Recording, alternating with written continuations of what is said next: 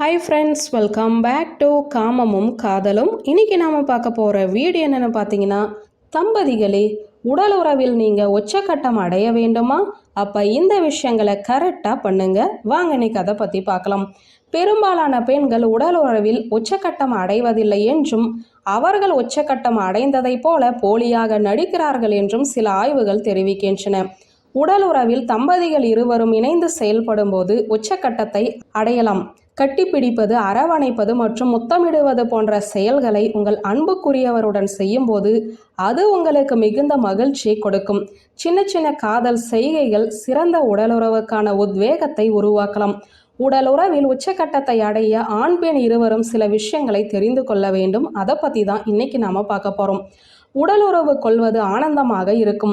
அதில் உச்சக்கட்டை அடைவது உற்சாகத்தை அடுத்த கட்டத்திற்கு கொண்டு செல்லும். பல்வேறு ஆய்வுகளின்படி ஒரு சிறந்த பாலியல் வாழ்க்கை உங்கள் தனிப்பட்ட வாழ்க்கையில் நேர்மறையான தாக்கத்தை ஏற்படுத்துவது மட்டுமல்லாமல் வாழ்க்கையின் ஒவ்வொரு அம்சத்திலும் உங்களை ஒரு சிறந்த நபராக நிலைநிறுத்துகிறது.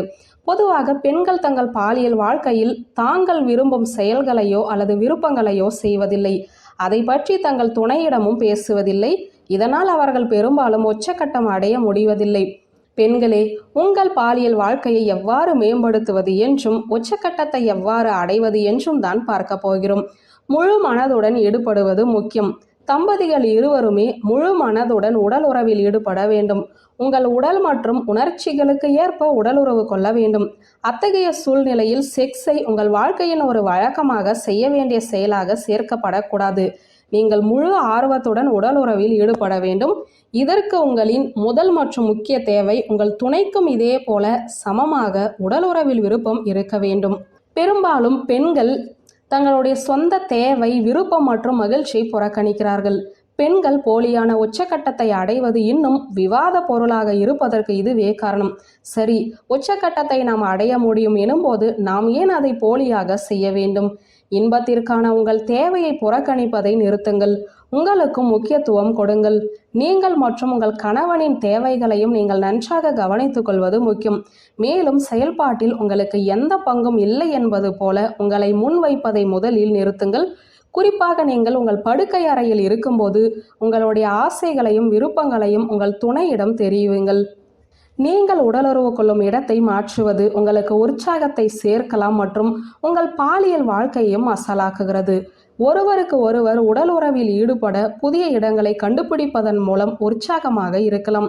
நீங்கள் சமையலறை, மேஜை, குளியலறை, காரில் அல்லது வெளியில் கூட முயற்சி செய்யலாம். புதிய பகுதிகளில் உடலுறவு கொள்வது ரோல் பிளேவுக்கு மிகவும் வேடிக்கையான மற்றும் ஆக்கப்பூர்வமான வாய்ப்புகளை வழங்குகிறது. இது உங்கள் செழிப்பான பாலியல் வாழ்க்கையில் மீண்டும் தீப்பொறியை கொண்டு வரும்.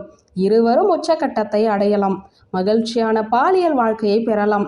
முத்தம் எப்போதுமே சிறப்பானது. உடல் உறவின் போது உற்சாகம் மற்றும் ஆறுதல் காரணமாக சில நேரங்களில் உங்கள் துணையை முத்தமிடும் வாய்ப்பை இழக்க நேரிடும். ஆனால் நீங்கள் முத்தமிடுவது மிக முக்கியம்.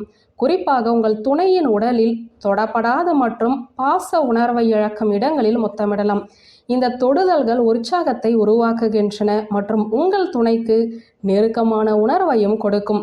உங்களுடைய நகைச்சுவை உணர்வு உங்கள் வாழ்க்கையிலிருந்து ஒவ்வொரு மன அழுத்தத்தையும் நீக்க உதவும். அதே விஷயம் பாலியல் வாழ்க்கைக்கும் பொருந்தும். உடல் உறவின் போது இலகுவான குறும்புகள் உங்கள் இருவரையும் ஒருவரையொருவர் சௌகரியமாக்குகிறது. மேலும் நீங்கள் ஒருவரையொருவர் சிறந்த முறையில் நெருங்க முடியும். இது உங்கள் பாலியல் வாழ்க்கையை மசாலாவாக்க உதவுகிறது.